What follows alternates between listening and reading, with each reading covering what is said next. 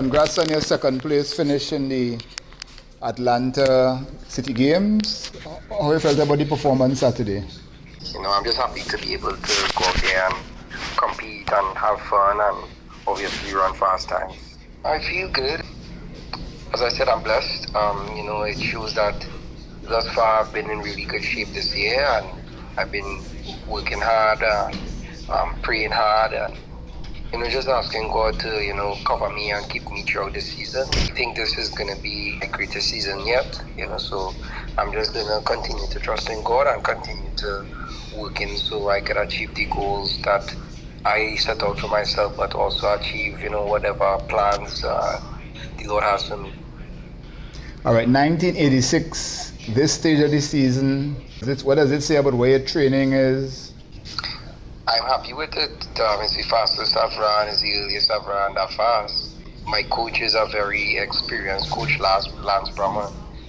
So I would never think anything is too early or what. We've worked very hard in the off season. Obviously, off the high of the Olympic Games last year, just kind of reaping the fruits of my labor in a sense. So it being too early or what isn't even anything in my mind. I would say as the moment, I'm just trying, to continue competing and going into each and every race, trying to execute and compete. Any Diamond League appearances carded as yet?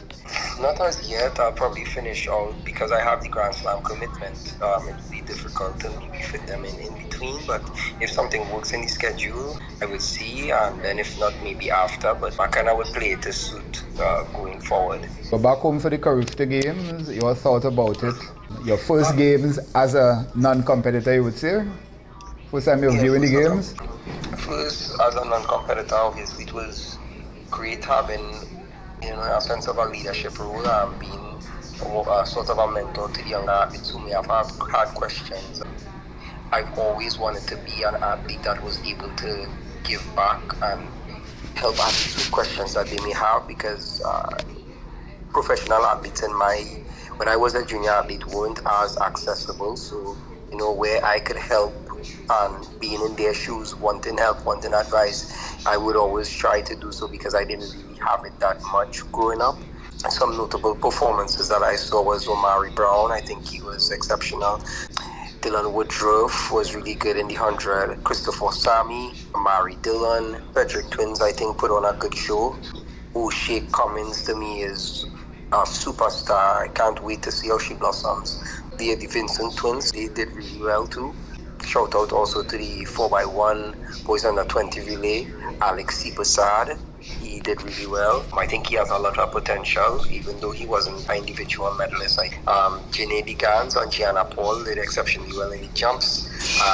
The 4x4 relay was under 20.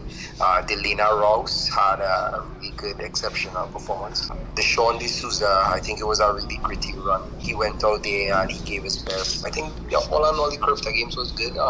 There's still a lot of room for improvement. One of my biggest takeaways is that we actually have really quality distance runners in Trinidad and Tobago now.